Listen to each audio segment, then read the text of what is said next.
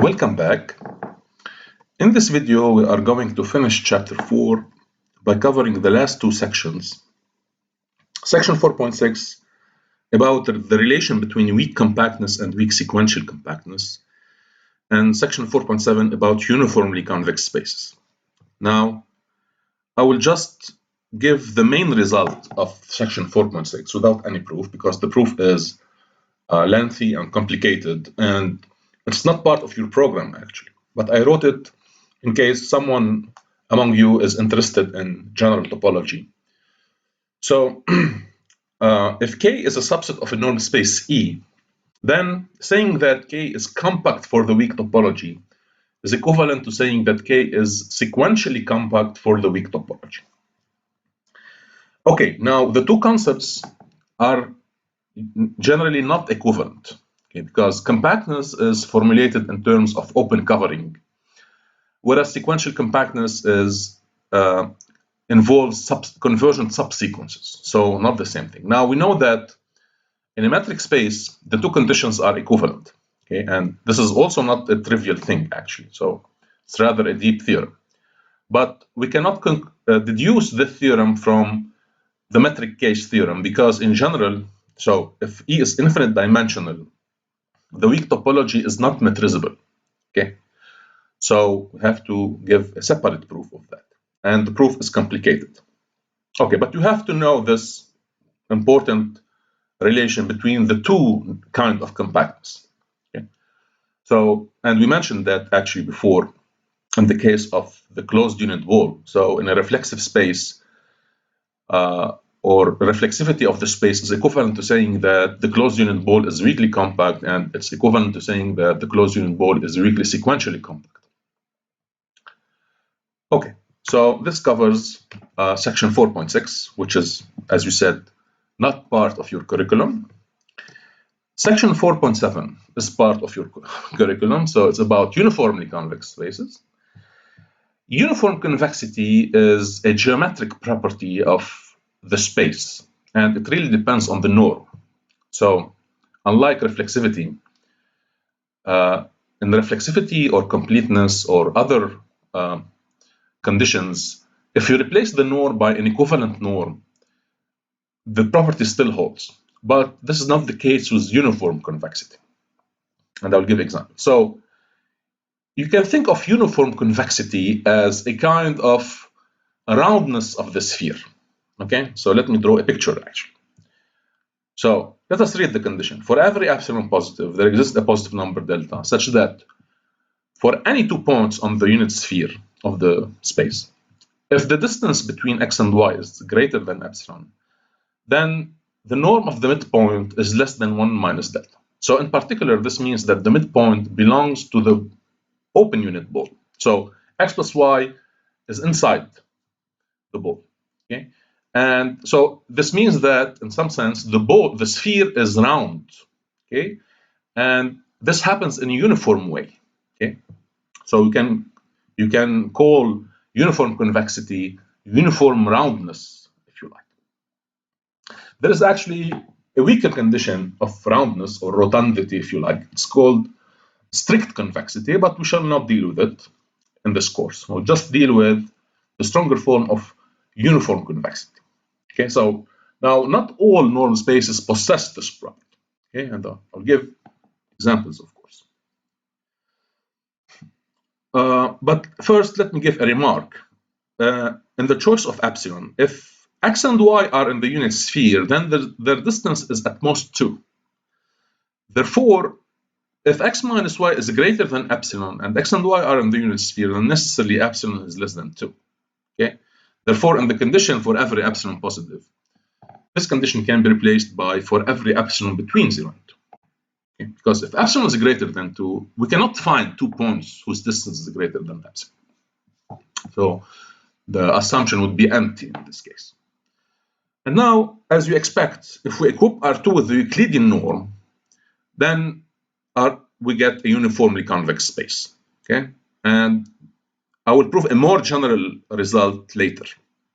However, if we equip R2 with the one norm of let us say x1, x2 is absolute value of x1 plus absolute value of x2. And the unit sphere in this case is the square, actually. It's the square of vertices 1, 0, 0, 1, minus 1, 0, 0, minus 1. So here we see on the picture that if we take two vertices x and y, their midpoint is still on the unit sphere. So it's not inside. Okay? So this proves this negates the condition of uniform convexity. So if you like the algebra, you can do it algebraically, but it should be clear geometrically at least. If we take x equal 1, 0, the point of coordinates 1, 0, and y the points of coordinates 0, 1, then they are both on the unit sphere. And their distance is 2 because the difference is the point 1 minus 1. So the norm, not the Euclidean norm, the 1 norm. The Euclidean norm is radical 2, but the 1 norm is 2. And the midpoint has coordinates 1/2, 1/2. So the norm is 1. Therefore, we found an epsilon equal 1, such that for every delta, we can find 2 points, x and y, on the unit sphere, whose distance is greater than epsilon. But the midpoint is not in the ball of center 0 and radius 1 minus delta. So this negates the condition of uniform convexity. Okay. And similarly, if we equip R2 with the infinity norm, so the maximum of the components in absolute value, then also this is not a uniformly convex space. And you should be able to draw a figure and check algebraically that this is the case. In chapter 5, we shall prove that all LP spaces for P strictly between 1 and infinity are uniformly convex, and this is not trivial. And now I will prove that, the last example, any inner product space is uniformly convex. So in particular, R2 or Rn with the Euclidean norm is uniformly convex, and this is a consequence of the parallelogram identity. So here I don't need completeness, just an inner product. So if I evaluate the norm of x plus y squared, so it's by definition the inner product between x plus y and itself. So when I use the usual rules of the inner product, exactly like you do with real numbers, so you get x dot x plus x dot y twice plus y dot y, and you get this identity. And if I evaluate the norm of x minus y squared, I get the same thing, but with minus twice. So therefore, when I add these two, the dot product cancel, and therefore we get the celebrated parallelogram identity, which has a geometric meaning that in a parallelogram of vertices 0, x, and y, the sum of the squares of the diagonal is equal to twice the sum of the square of the sides. Okay, therefore, if we now take an arbitrary number epsilon between 0 and 2, and 2 points on the sphere, on the unit sphere, whose distance is strictly bigger than epsilon, then if I subtract from the parallelogram identity x minus y squared. Now, the right-hand side here is actually 4, because norm of x equal norm of y equal 1, so I get 2 times 1 plus 1, so it's 4.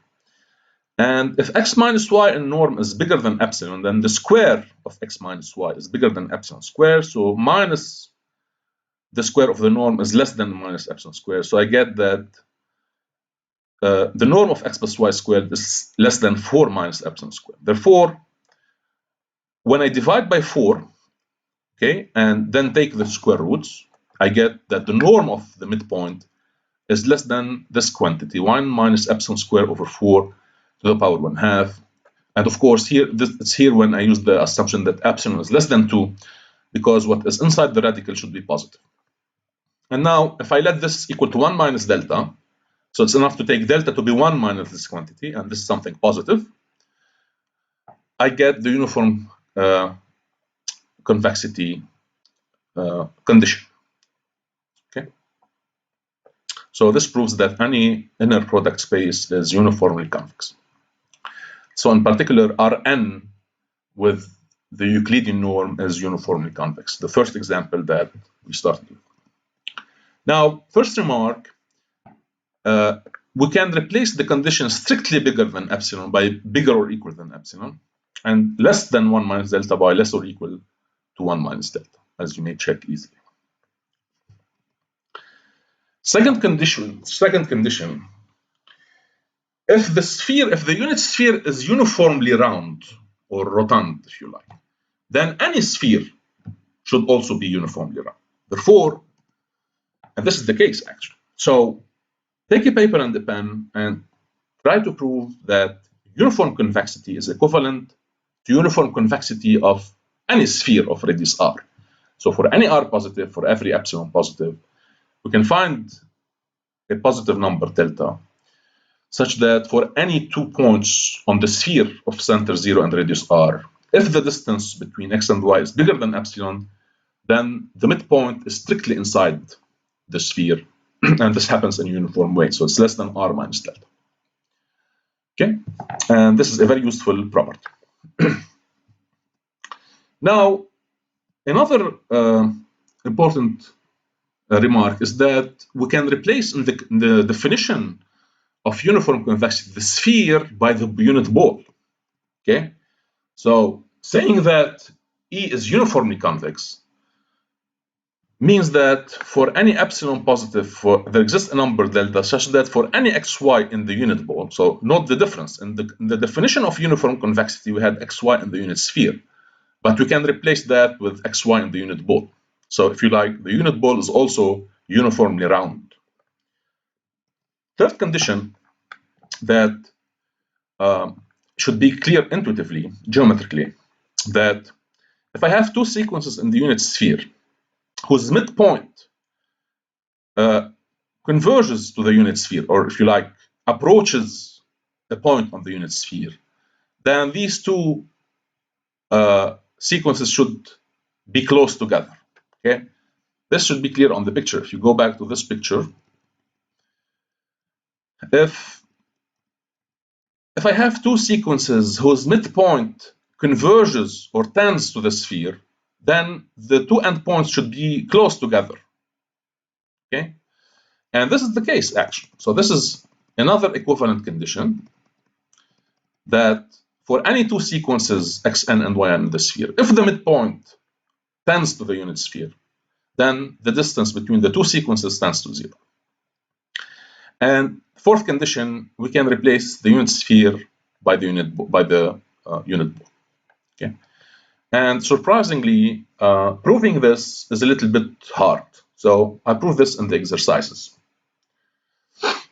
Okay, so and the main result of this section, and the last one, is Milman-Pettis theorem.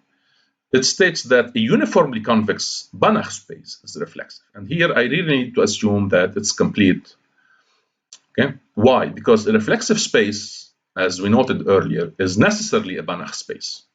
Okay, I hope that you figured out why this is true.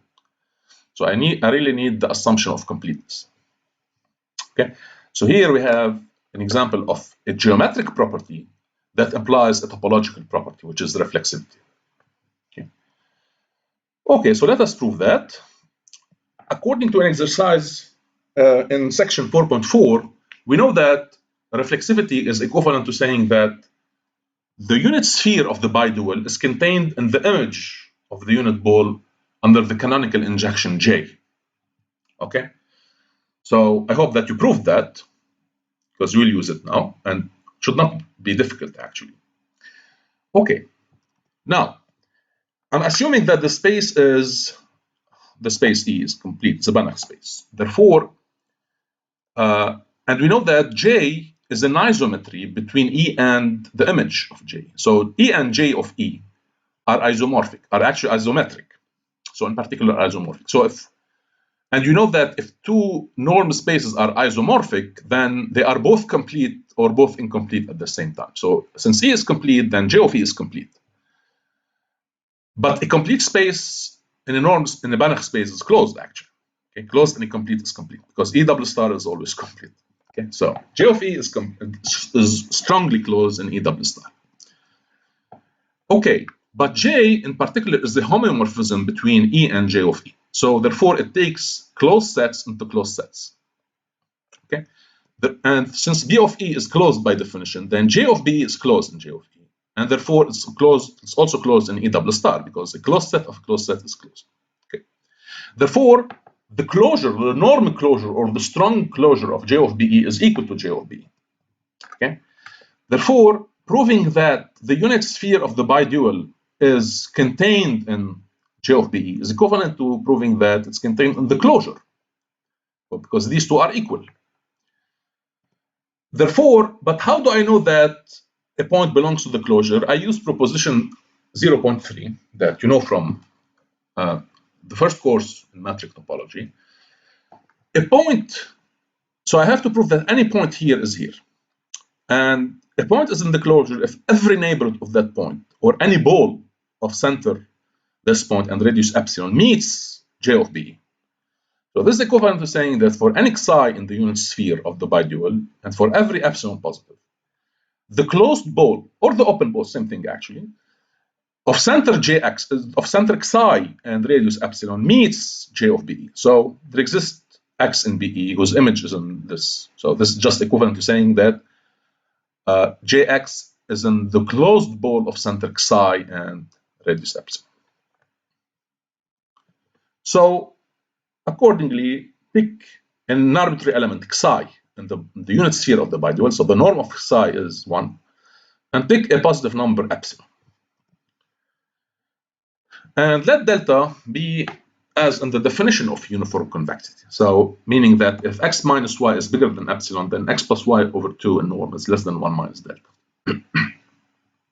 By the way, delta is called the modulus of uniform convexity. Okay, now what is the norm of psi? The norm of psi by definition is the operator norm. It's the supremum of psi of f when f is in the closed unit ball of E star. So it's a supremum. Therefore, when I subtract any small number, it's not in an upper bound.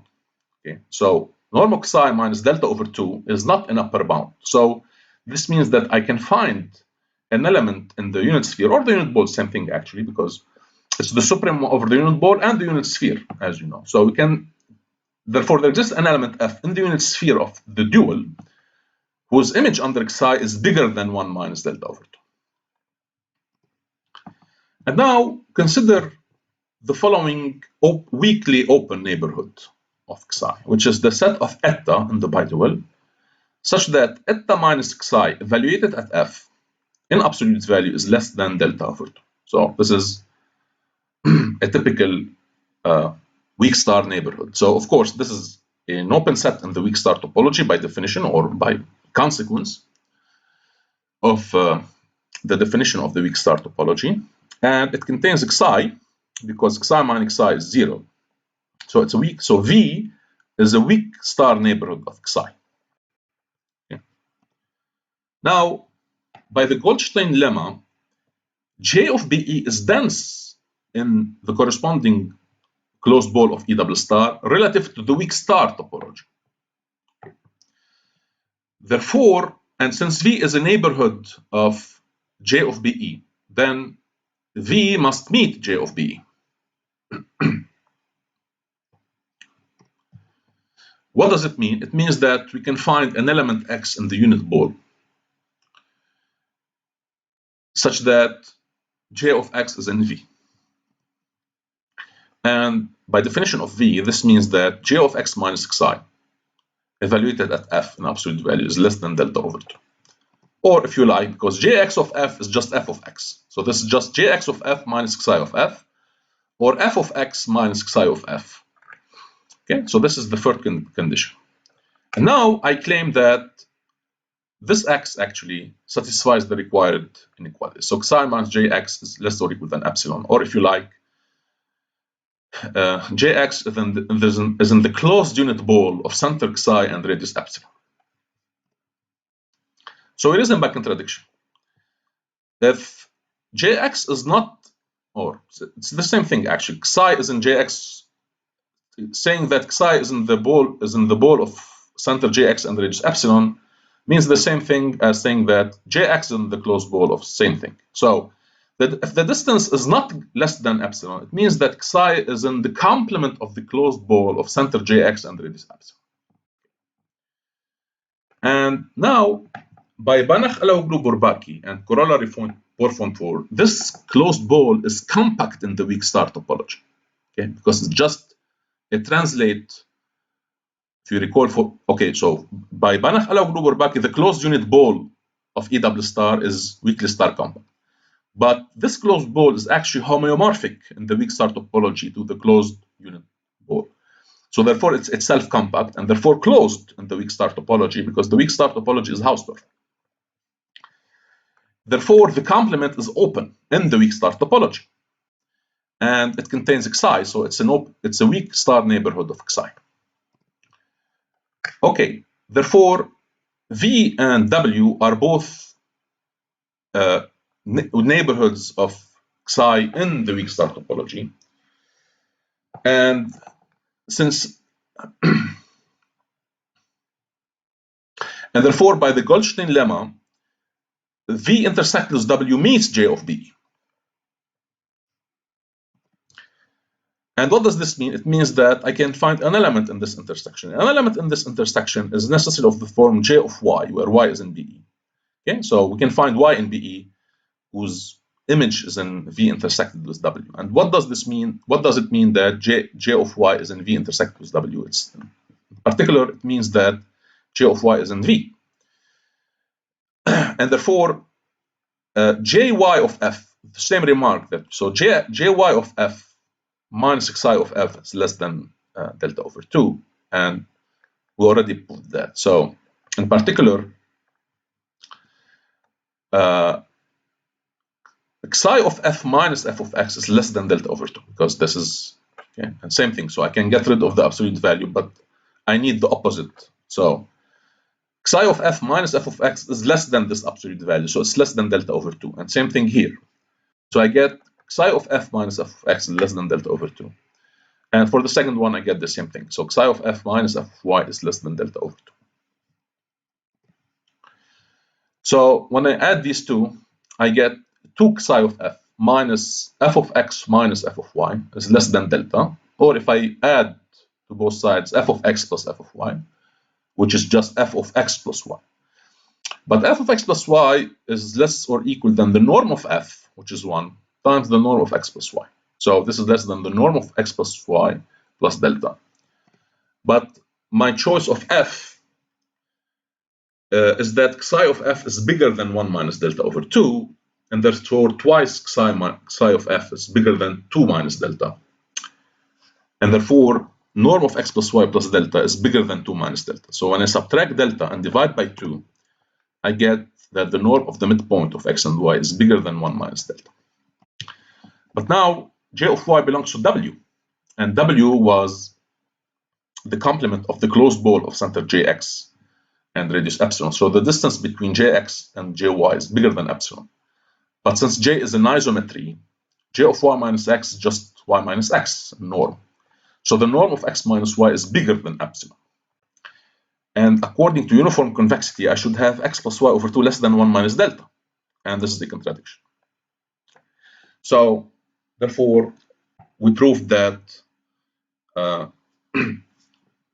Xi belongs to the closed ball. So Xi minus Jx is less or equal than epsilon, and that's it. So this concludes the proof of the Milman-Pettis theorem and concludes section 4.7 and the whole chapter 4. So thank you for your attention and see you next time.